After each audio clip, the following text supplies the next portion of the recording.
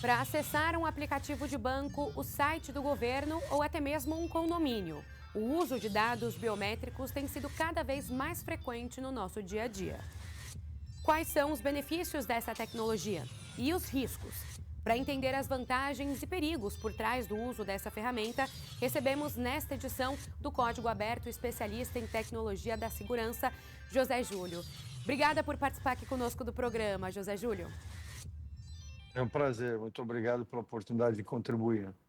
Bom, eu já queria começar perguntando para o senhor as formas de coleta, né, desses dados biométricos e principalmente como que os dados ficam armazenados quando a gente registra nesses exemplos até que eu dei no começo, né, em celulares, em bancos ou até num condomínio, onde que eles ficam armazenados? Então, isso é muito importante, né? Quando você fala onde eles ficam, eu preciso te dizer que depende do nível de profissionalismo das empresas envolvidas. Então, os bancos, por exemplo, eles ficam armazenados em ambientes privados, extremamente seguros, encriptografados, com códigos de segurança muito bem definidos. Já na questão dos condomínios, depende fundamentalmente do parceiro de tecnologia, de sistemas eletrônicos de segurança que o condomínio tem, né?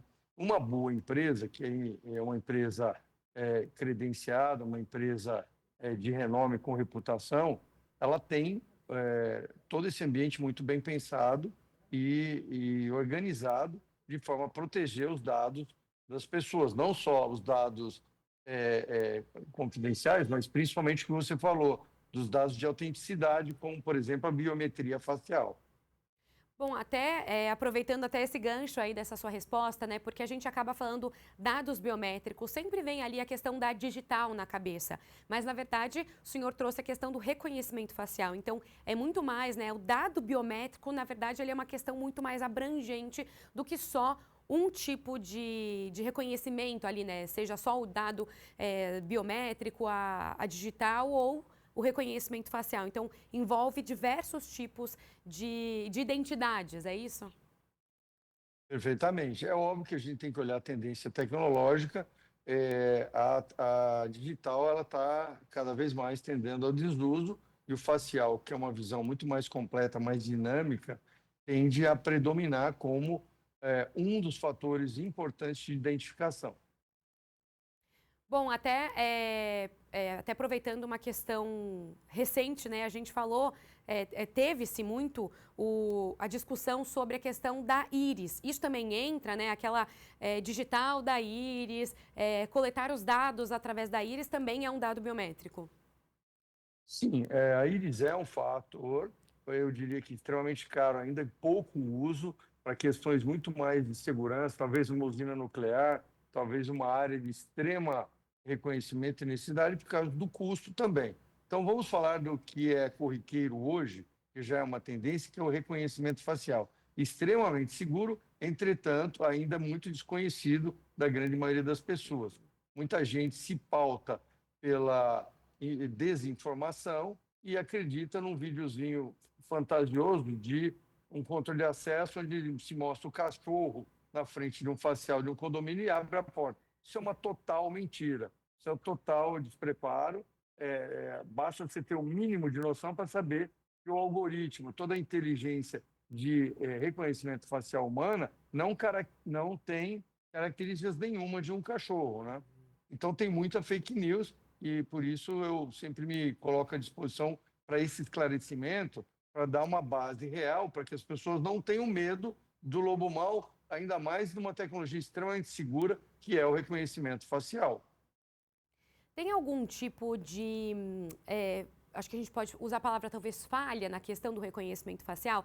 O senhor deu esse exemplo aí, né, que é um exemplo talvez muito extremo até, de uma fake news que acabou circulando, mas, por exemplo, a digital a gente sabe que tem ali não uma dificuldade, mas tem ali pontos que diferem até de gêmeos. E aí eu lembro que quando surgiu essa coisa até de muitos celulares, muitos smartphones tendo reconhecimento facial, chegou também a circular algumas, não sei se era piada, se era de verdade ou se era algum tipo de fake news que nem essa do cachorro, mas, por exemplo, gêmeos muito semelhantes que às vezes conseguiam ali burlar esse sistema. Isso de fato ocorre, não ocorre? Como é que funciona pessoas que tenham alguma semelhança facial? Tá, vamos começar primeiro falando sobre segurança na questão do reconhecimento facial, da inteligência que está por trás disso. Um porteiro presencial tradicional, aquele que fica no seu condomínio, entra e sai, ele, além de ser extremamente vulnerável, viver num ambiente exposto, menos de 1% das clausuras, desculpa, das guaritas no país são blindadas, e ele é totalmente visível, de entra e sai do condomínio. Se o seu condomínio confia no dia a dia do porteiro para ele identificar alguém, você já está muito, centenas de vezes mais vulnerável do que uma tecnologia básica atual de reconhecimento de acesso. Então, muita gente quer comparar e buscar uma perfeição num ambiente totalmente imperfeito, onde você tem uma pessoa visível, vulnerável, dedicada ao condomínio, tentando adivinhar se você é você mesmo. Você mudou o corte de cabelo, tem um gêmeo, quer dizer, ele vai deixar o seu irmão. E eu vou contar uma história que, assim, o meu padrinho tinha um primo muito parecido com ele. E eu sou de uma época que a gente pedia bênção para os padrinhos. Cansei de beijar a mão quando eu era criança do primo do meu padrinho, porque ele era parecido. E veja, ele era meu parente. Agora, imagina um porteiro tentando identificar isso. Então, é óbvio, pessoal, que a tecnologia de reconhecimento facial é centenas, para não dizer milhares de vezes mais precisa do que uma pessoa tentando reconhecer. Então, a gente precisa ser menos fantasioso com relação a isso. Agora, vamos lá. A tecnologia de reconhecimento facial é cada vez mais evoluída. A última vez que eu tive na China, por exemplo, eu levei uma multa atravessando o farol e eu fui identificado e meu rosto apareceu lá e eu fui filmado e se identificou que eu fui visualizado. Então, e eu sou ocidental, sendo que muitas das coisas são desenvolvidas para o facial oriental primeiro e vai sendo aperfeiçoado no mundo. A tecnologia está amplamente confiável, a ponto de que hoje existe uma preocupação com a confiabilidade, a confidencialidade desse dado, mas que funciona para controle de acesso, por isso que os bancos com tecnologia, bons bancos já usam o facial. É óbvio que cada vez mais se aperfeiçoa a questão da segurança. Então, tem a autenticação de duplo fator, que muita gente ainda nem usa no próprio aplicativo, mas cada vez menos digital no aplicativo e facial.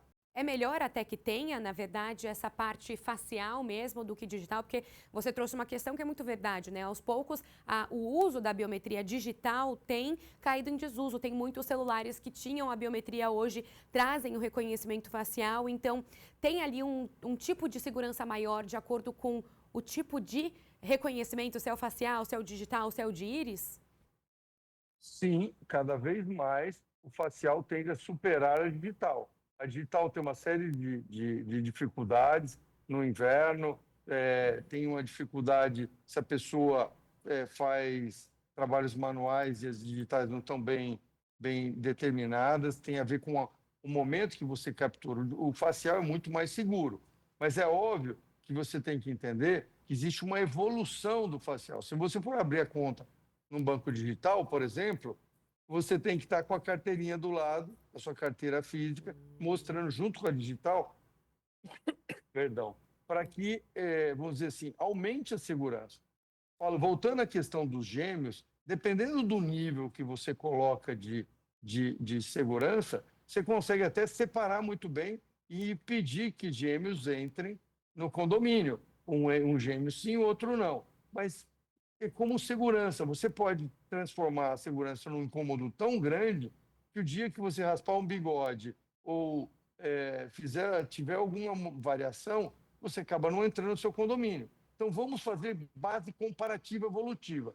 Versus o presencial tradicional, o famoso porteiro, as tecnologias dão de milhares a zero. Dá para melhorar a segurança? Sim, mas aí você tem que ver o seguinte, você está falando do quê? Você guarda o que no seu condomínio que requer tecnologia de íris, por exemplo, que é muito mais cara. Não compensa.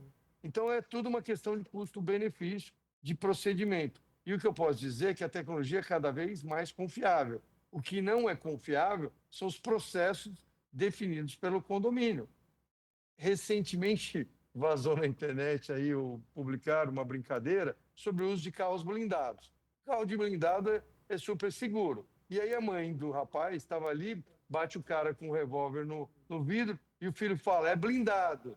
E o cara continua batendo, a senhorinha abre o vidro e fala, é blindado. Aí acabou a blindagem. Até falando agora um pouco ainda de segurança, né? A gente abordou muito a questão de como garantir que aquela pessoa é de fato aquela pessoa com esses dados. Agora eu queria voltar para um assunto do início do programa sobre o local que esses dados estão armazenados, porque você diz para a gente que depende muito até do profissionalismo da empresa, da segurança daquele dado. Então que os bancos têm de fato uma segurança muito grande. A gente também discutiu ali, né? Há muitos anos se discutiu muito a LGPD sobre a segurança dos dados que a gente fornece na internet. Então no sentido de número de CPF, número de cartão, número de identificações no geral. Mas existe alguma forma desses dados faciais, desses dados de forma geral biométricos serem acessados por criminosos? Os criminosos têm conseguido entrar de alguma forma e acessar e conseguir pegar esses dados de forma ilícita? Então, eu vou dizer para você que a grande maioria das falhas tem a ver com a captura do dado e tem a ver onde é armazenado o dado. Então, vou dar uma dica para quem tem condomínio. Você tem que ter um sistema eletrônico de segurança. Você tem que ter uma captura facial dos seus moradores para você poder fazer o correto controle do acesso. De preferência automático e não dependendo de um porteiro reconhecer a sua foto. Então, é óbvio que os sistemas eletrônicos de segurança, as portarias remotas, são infinitamente mais seguras do que a portaria presencial tradicional, porque o ser humano é a grande falha do processo. Agora, se você escolhe uma porcaria remota, uma empresa que não tem infraestrutura, que mistura as informações, não tem uma rede virtual privada encriptografada de ponta a ponta, as famosas VPN, pessoal que é da vida corporativa e de tecnologia entende o que é uma VPN.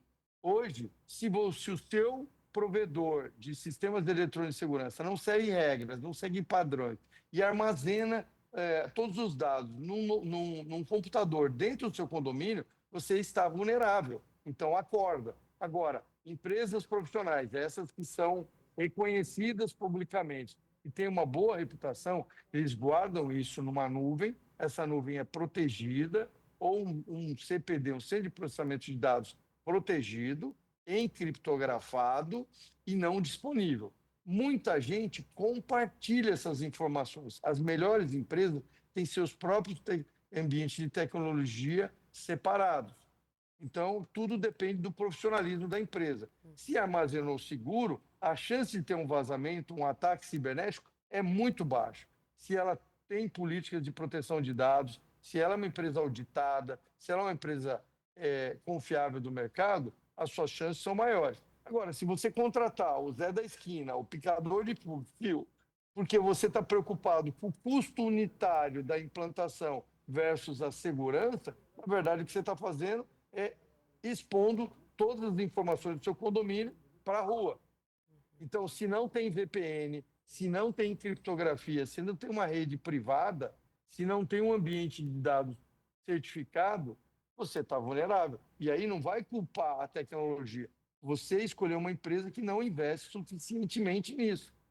Se você faz uma conversa com a empresa e ela não entende o que é a Lei Geral de Proteção de Dados e as responsabilidades que ela tem e carrega nisso, pode. Bom, de modo geral, o senhor tem trazido para a gente aqui no programa, né, que tem essa questão de segurança muito boa, de usar, de integrar os dados biométricos no nosso uso do dia a dia, para acessar um condomínio, para acessar um aplicativo de banco, ou até mesmo para usar o caixa eletrônico, né, que também é um uso aí que acaba acontecendo, tem muitos bancos que pedem a palma da mão. Queria saber, de forma geral, além da questão da segurança, quais são os outros benefícios de incluir essa tecnologia e integrar no nosso dia a dia? Olha, é seguro, né? Eu vejo que tem muito Hoje, os aplicativos, desculpa, os smartphones, né? E aí não estou falando Android, iPhone, Windows CE, nada. Estou falando de usar a tecnologia, é o pessoal entender o mínimo de parametrização que precisa ser feito no seu aplicativo para não expor o dado. Então, se você ainda está com digital, você está em risco. Tira digital do seu telefone e põe o facial. É muito mais seguro. Se você tiver morto, mas tiver digital ainda, ele abre o iPhone. Se você tiver morto, o seu facial não vai abrir o seu iPhone ou o seu telefone. Então, tem que tomar cuidado com isso. Muita gente fala, eu tirei uma foto e coloquei no facial. Você está comprando tecnologia errada, você está falando com pessoas erradas, você não está sendo razoável numa coisa que envolve vida e segurança e privacidade dos dados. Escolha bons fornecedores, escolha bons consultores que vão te orientar para o caminho correto para você não brincar com isso. Infelizmente, a cultura brasileira é muito de perguntar para o amigo. E às vezes o amigo, por vergonha, dá um palpite. Então, por isso que o Brasil privilegia poucos especialistas. Agora, pensa assim, você teve um ataque cardíaco, vai se consultar com quem? Com um cardiologista ou você vai consultar com um clínico geral? Isso é óbvio.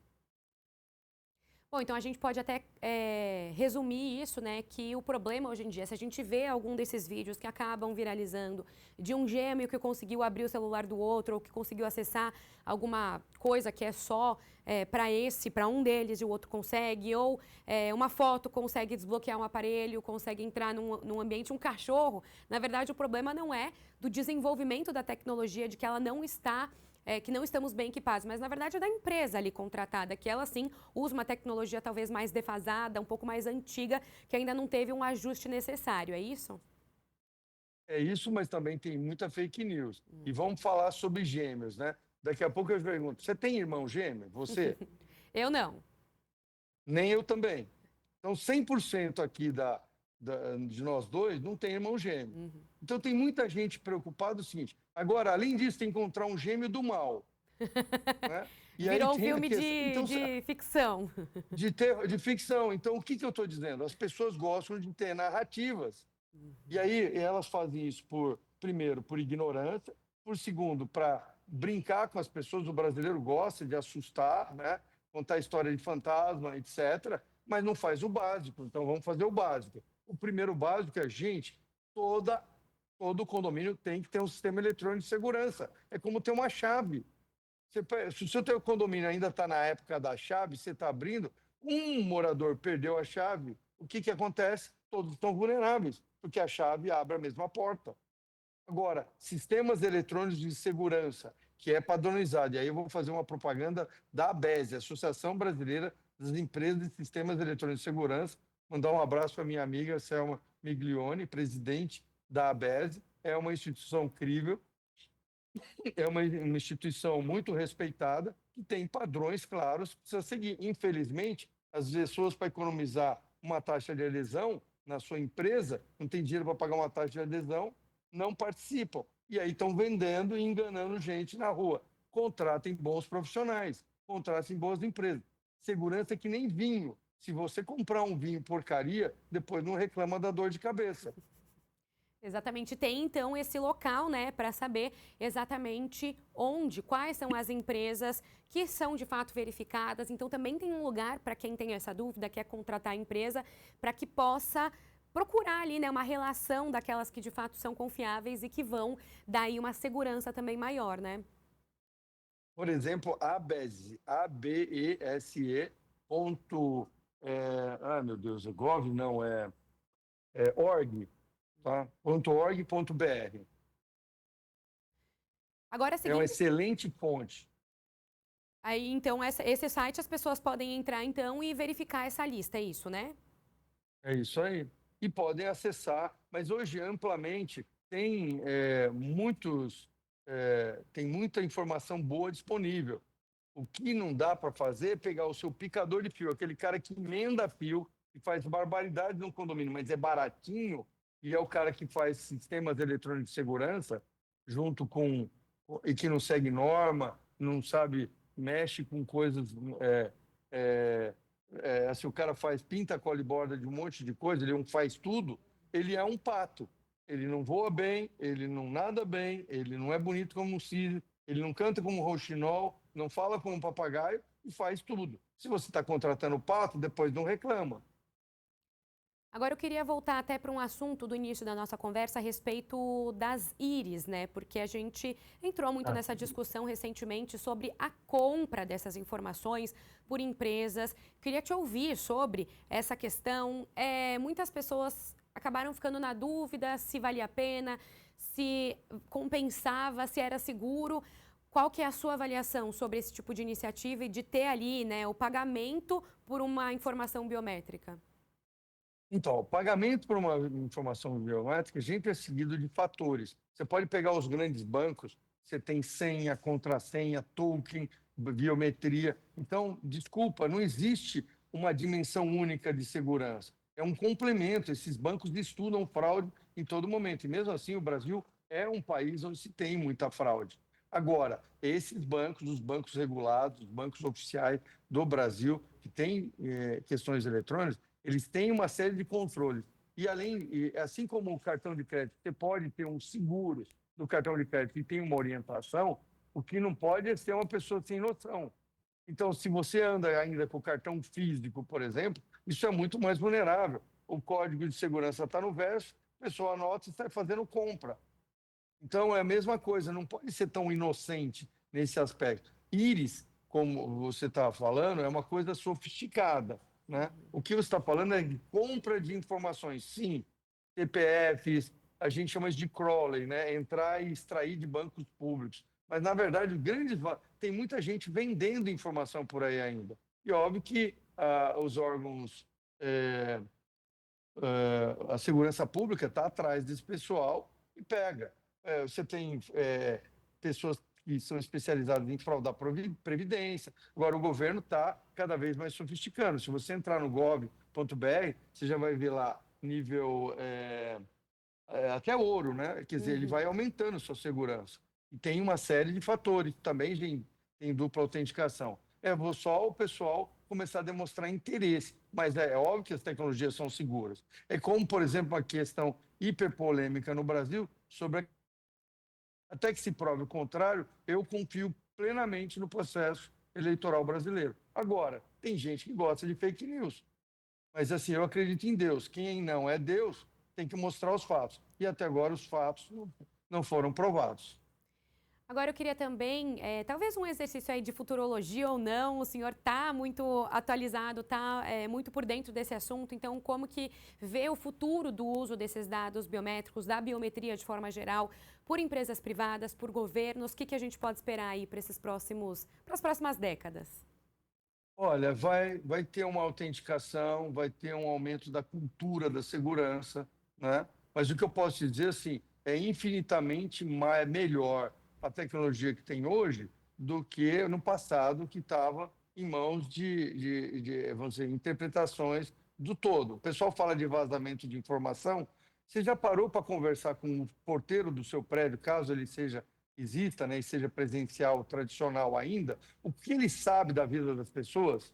Ele sabe quem sai com quem faz o quê, quem mora, qual é o carro, que hora chega, que hora sai. Ele é uma fonte de informação. Esse cara entra e sai do condomínio a cada 12 horas.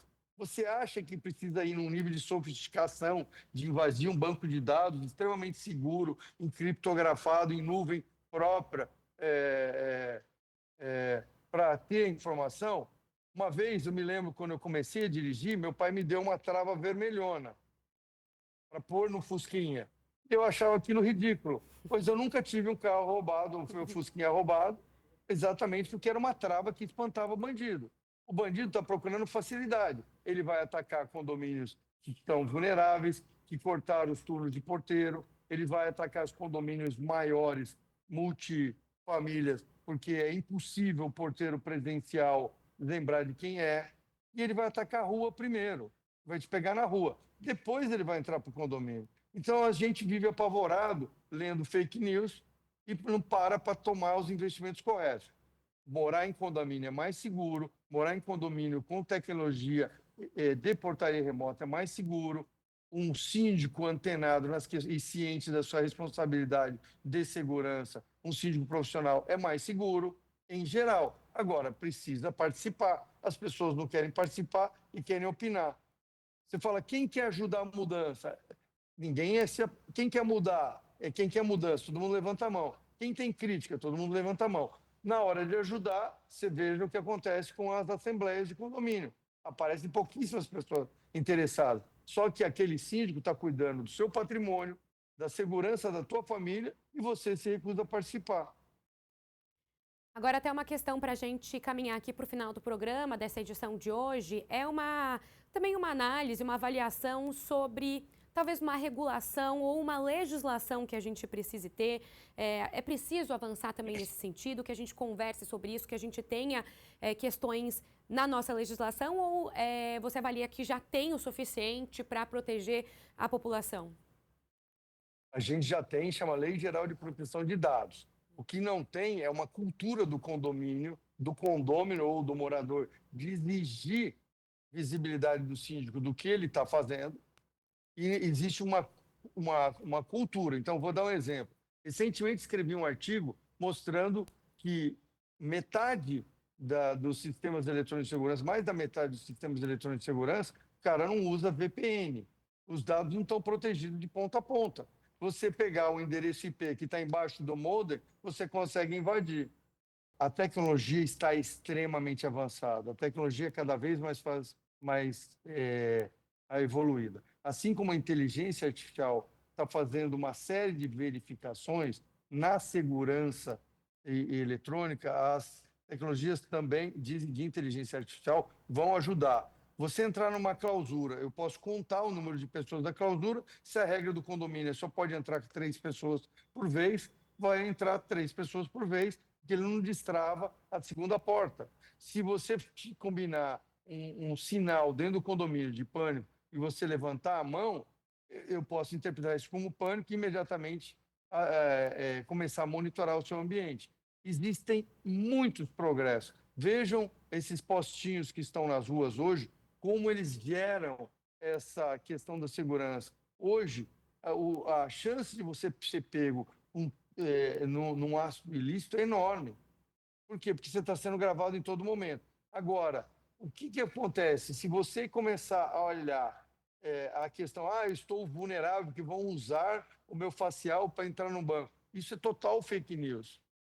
Só você seguir um mínimo de parâmetros de segurança que o seu banco te orienta. Então, tem muito...